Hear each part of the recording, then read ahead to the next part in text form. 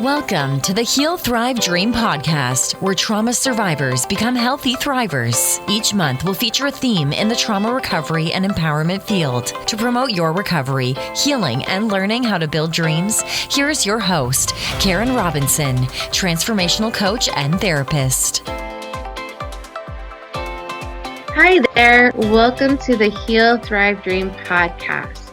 Our guest is Katherine Lewis, who is a keynote speaker. Katherine helps young people heal intergenerational patterns of poverty, trauma, and abuse. She empowers them to gain leadership skills and live a life of excellence. Katherine is also the host of the Opportunity Made show. Thank you, Katherine, for being here today. Thank you for having me. So how long have you been a keynote speaker? I've been speaking regularly for the last 3 years, but prior to that, I have had experience speaking off and on probably since I was about 15 years old. Oh, so for a minute. Just for a minute. Has it gotten easier over time to be so publicly speaking? It has in different ways. It's easier from the perspective of just learning the skill, how to communicate, how to be open and authentic in front of people, to not be as nervous, although sometimes the nerves are still there, but it's more like how to manage the nerve and get through the message anyways. The other piece that has gotten easier is to be vulnerable and share personal stories from a place of service and wanting to connect with the audience, recognizing that we're all human. And so whether or not I'm talking about something people regularly talk about, it's still something we all experience, and it's necessary to talk about it. That's what we're doing here on the show today, to get those things aired and out so that way we can all connect and heal. That's so well said. Yeah, you sound like you've been doing this for a minute, so that's wonderful. What led you to wanting or feeling the need to share your stories and speak to that? What led you there? It's something that's been a calling on my life for a while. I know that public speaking is a big fear for people, and the fact that I'm able to move through it and feel comfortable sharing those things, I think is not of myself and speaks to a bigger purpose.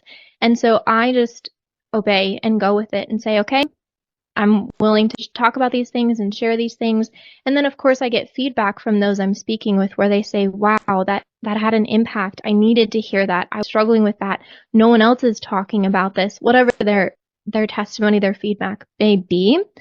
So that keeps me going, just recognizing that there are aspects of healing that we haven't dove into yet. It's amazing how talking about mental health and therapy is becoming more front and center, but there are still fringe topics such as generational abuse and poverty and trauma that I'm not hearing as many conversations around, and it definitely impacted my life, and I know it impacts a lot of other people, so it propels me to keep speaking on the topic. 1000%. As you know, that my audience are women primarily recovering from past trauma, whether it's childhood abuse or domestic violence, sexual assault. And there may be listeners that actually are still in toxic, dysfunctional, or abusive circumstances. And so you being willing to share your story, I think that's how they'll connect with you. What of your story are you open to sharing today? Yeah, I'd absolutely love to share the story of my father and I and the trauma that we experienced together, which led me to this journey of helping young people heal those intergenerational patterns. So more than happy to dive into it and take everyone back to my childhood, about when I was 13 years old. So when I was young, we had dysfunction in the family, as many people do. There was some fighting and yelling, and my dad worked quite a bit. And I felt neglected. I felt like I didn't have his presence and that he wasn't very interested in me. Now, granted, my needs were met. I had a roof over my head. I had food in my belly, and I'm grateful for that. And we also have these emotional needs. We need to be seen. We need to be heard. We need to know that we're loved and we matter to those around us. And in that part of my life, I had a lot of pain. I didn't feel valuable. I didn't feel significant. I didn't feel worthy. And somehow along the way, I picked up on this feeling that it wasn't okay for me to be a woman. And so where that came from, my best guess, because I think it was picked up subconsciously and when I was very young, but my dad had a lot of emotions around his mom and that kind of relationship. And I think that that got passed down into just his relationship with women in general. And I picked up this feeling that, inevitably there's something wrong with me. Inherently, there's something that I know is bad about me that I can't change because I am a woman. Now, I don't think that was messaging that was intentionally meant, but it was something that I picked up on, or maybe I misinterpreted something in, early childhood years and took that in as a false belief that there's inherently something wrong and bad about me. And so that also contributed to this feeling of not being worthy and significant. And so from there, I went through, being probably 8, 9, 10 years old and was watching the behavior of the adults around me and realized, this is hurting me. I'm not getting my needs met. And so let me have conversations. And I would talk to my dad and I would say, hey, when you do this, it hurts me and I don't like that and I need this instead. And we would cry and we would console each other and we would talk about it.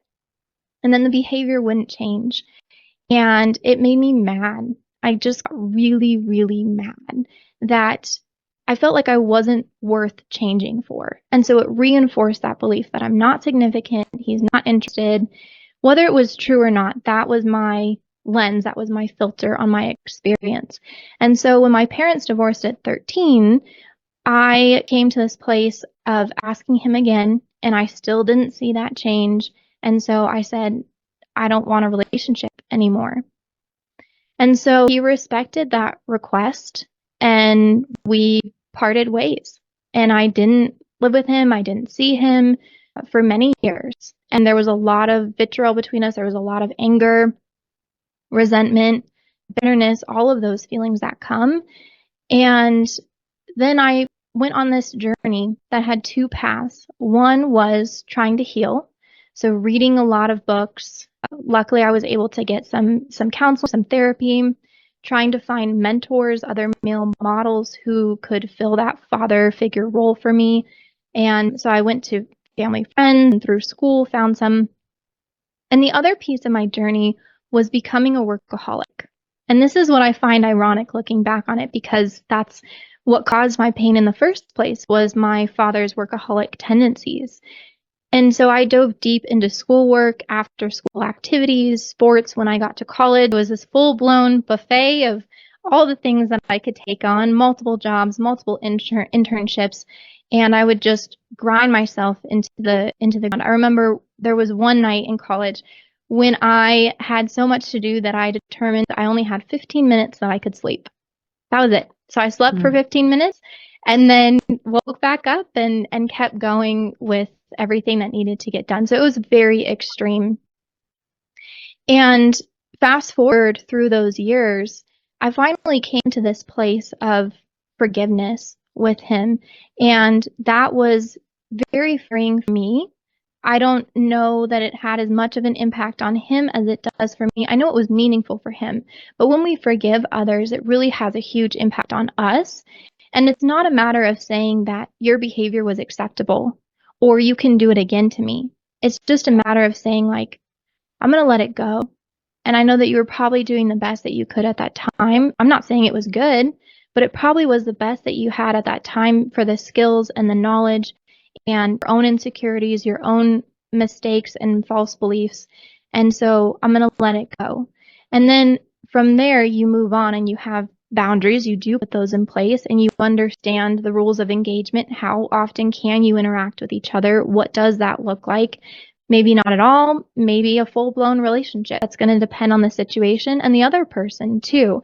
Are they interested in coming back together? Are they interested in laying out those boundaries? And did they grow in the meantime? So that was a bit of my journey, fast forwarding, and led me to understanding more about those intergenerational patterns, which I'm sure we can dive deeper into. Sure. The thing that sticks out about your story, there's a couple of things, but one is, how did you get to the place of being able to forgive? That is one of the hardest things, I believe, for survivors. How did you get there? Like, what was the magic into that? Yeah. For me, it was two things. One, simply just becoming an adult and realizing how many things are on your plate.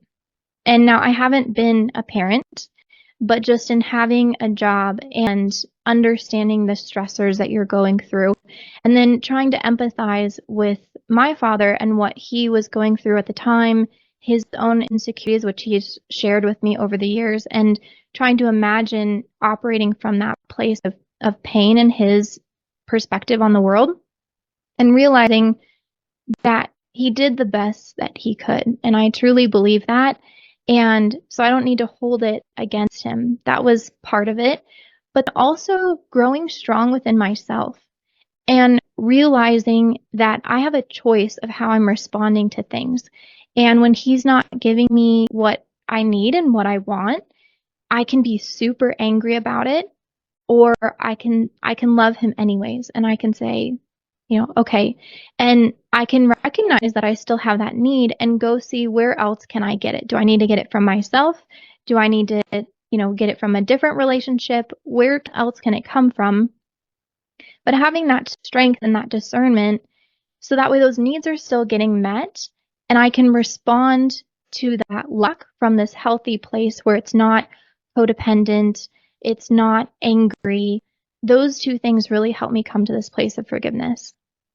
Mm-hmm. And do you feel, this might be a tricky question, I'm not sure, but do you feel it was easier to forgive if he was mostly neglectful? Like, for example, since he wasn't sexually or physically abusive, do you feel like that made it easier to forgive him? Or you're not sure? It's interesting because we did have moments, they weren't physically abusive, but my dad is a very big man, so he has a very strong physical presence, and I'm not equating that to physical abuse whatsoever. But when you have that emotional charge and then that strong physical presence, that can be threatening in those scary moments, there is some physicality to it. Now, that doesn't mean that, like, I don't want to circumvent your question, and I still recognize that that's not the same thing as physical abuse. So when we're focused solely on like that, yeah, kind of, when we're focused on that mental and physical piece, though, I don't know if it's any easier. And in fact, some ways it's harder, because when someone, say, is just a physical abuser, and I don't say that in a demeaning way, I know that it's still very scary. But if you know, okay, this person, when they get angry, they're going to do X, Y, and Z, and in this physical way, then you can plan for it. And maybe you don't go home, or maybe you go straight to your room. And that doesn't mean you can always get away from it, but you know what's coming. And so you can physically tense up and probably prepare yourself for it. Again, I'm not saying it's easier, but what I went through was a lot of emotional up and down. Everything could be completely fine, and there's no reason for any upset. And in the very next moment, I am under fire, and I have no idea why. And you can't predict it. You don't know when it's coming. And it's just this emotional roller coaster up and down. One moment, everything is happy, and the next, everything is scary.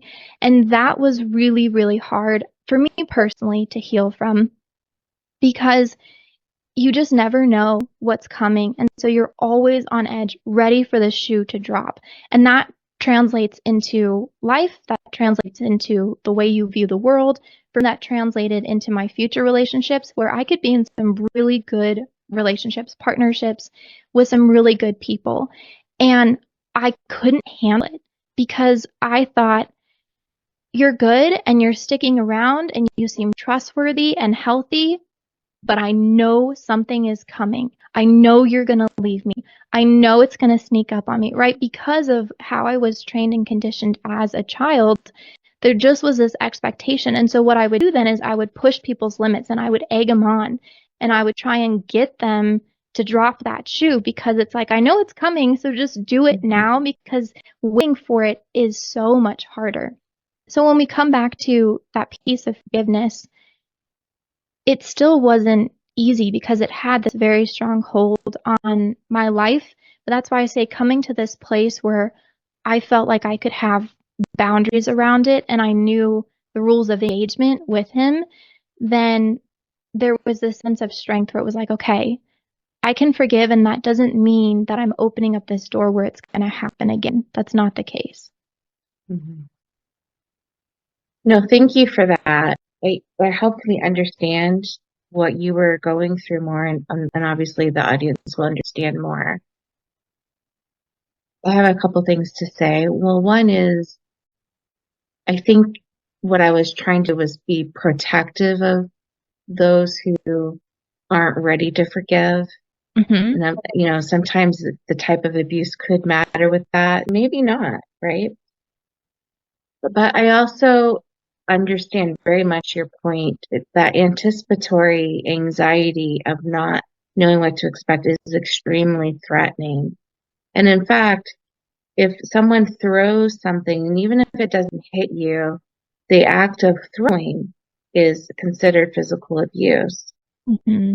And another thing that's interesting, like when in families where there's domestic violence, the child, even regardless if they're being hit or not, seeing one parent hurt another parent, that type of anxiety and helplessness is extremely damaging to the child. In fact, the research shows it's easier for the child if they're actually hit instead of worrying about what's going to happen to their other parent, because that is way more stressful. Yeah. Yeah. And our physical wounds, and again, it's not condoning physical abuse. Any type of abuse can escalate and to be extremely dangerous. However, physical wounds can heal, where emotional wounds, well, they also can heal, but it's not as simplistic as like physical healing. Like a scab, a physical wound will scab over and eventually go away. Emotional wounds are much, much more complex to heal. So I thought you did a really great job of kind of explaining what the emotional impact was for you. Did you have any other experiences of trauma other than your dad, or was it primarily with him? I would say it's a different kind of trauma, but when I was young, my mom lost some family who were very close to her at the same time that my dad was forming a company. Literally the same week that he was launching a startup, she lost some family. And that was an interesting situation because he wasn't able to be there for her emotionally, and she was handling a lot on her own. And that took her into a place where she wasn't as present. Like, she was physically, she was incredible and met our needs, but it almost was like a loss of my mother as well. And so that trauma wasn't as obvious. It was something that I look back on as I've aged to be like, wow, I really missed my mom over the years. Like, I know who she is, the fullness of who she is, and I feel like I've had, a decade or so, maybe more, of just not having the fullness of who she is, as I was growing up. So whether that's classified as a trauma, I'll let someone else determine. But I know that it had a big impact of just missing that presence. And so it it was almost like I had to raise myself because I didn't have the fullness of her. I didn't have her presence in that way. And then I didn't have my father's as well in terms of, being a workaholic. And then when we separated, really not having his presence. So there was a lot of growth and maturation that had to happen at an early age. Yeah. Yeah. The definition of trauma is an adverse event where you have strong, intense emotions about. And I would argue that it's subjective as well. I've worked with a woman whose husband nearly killed her. He beat her so badly in the emotional abuse and manipulation. But on her trauma timeline, she had an incident with her mom where her mom called her a bad word. And it was not a frequent thing. It was a time when her mom wasn't doing well. But that event really, really impacted her, and she's still carrying it with her as an adult. So it was really interesting because that was on her trauma timeline. And she actually spent a little more time talking about that or processing it than some of the stuff her ex had done to her. So the way we experience trauma is really, really complex, complicated. And sometimes the more traumas we have, what it does is just it builds up this pain, or they get all interconnected. So it's hard to know sometimes like what hurt the most because it just hurts. It's just pain. Mm-hmm. So I got what you were saying. Yeah, Comment? I do. I have a comment because I love that story from the perspective that sometimes what is a glaring trauma is not, or what seems like should be, is not actually the way that it gets processed within us and what has the greatest hold on us. And I'll share an example for myself. So I mentioned earlier how I had a lot of thoughts around being a woman and how inherently that was bad, whether it was true or not, or how I picked that up is to be determined. But I remember when I was really young and my dad was just messing around and he was playing. There was no, ill intention with this, but he said, "Oh, girls don't poop, girls don't fart," that kind of a thing. And that stuck with me. And I was like, "Oh, they don't? Well, I'm a girl and I know I'm already inherently bad, so I can't be doing that." And that stuck with me and created years of GI issues. Now, as a parent, would he ever think about that comment? I mean, I guarantee you he does not remember that and was just joking, but it led to years of issues with my own body. And so it's interesting too, just how the things that we think could be traumatic may not have that much of an effect on someone, and vice versa. It could be just a small offhand comment that really sticks with someone and changes the way they see life and the way that they show up. Yeah. I also think too, it's the timing. Our foundational years, are with parents. And so everything they model as children, we interpret to be factual, right? Because that's all we know. That's what our first exposure points are. So I do think those early experiences can be much heavier in our bodies as well.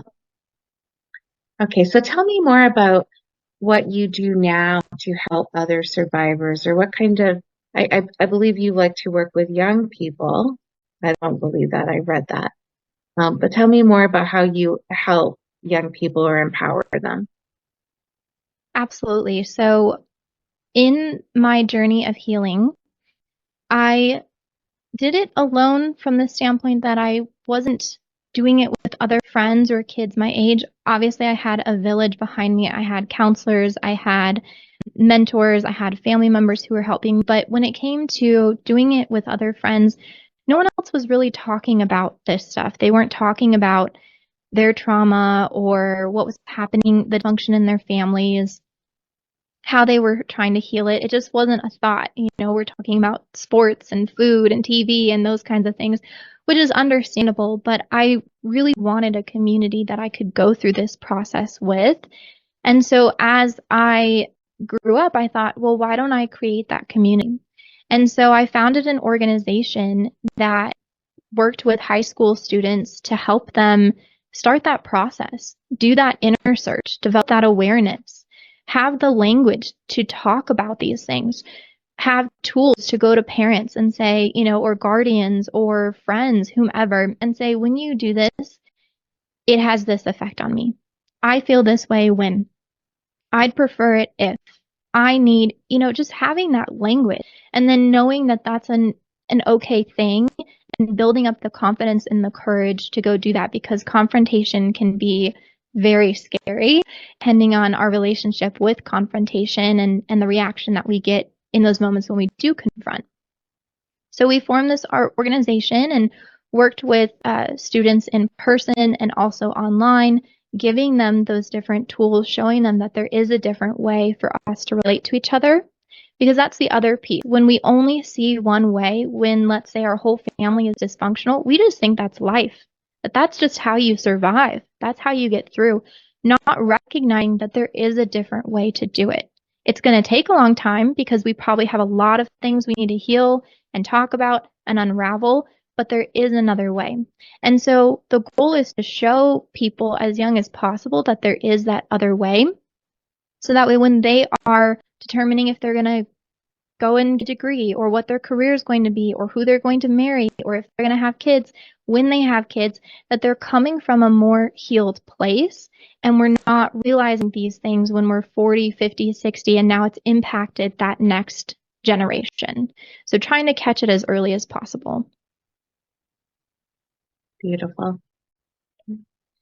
And if a listener is really resonating with you, like they feel like, oh, working with Katherine would be so helpful to me, do you offer individual services, any coaching, or mostly working as a speaker? Help me understand more about what you offer. Yeah, so definitely available for speaking opportunities, and you can reach out to me on LinkedIn. It's the LinkedIn URL /opportunity made, and I'll share that link with you so it can go in the show notes.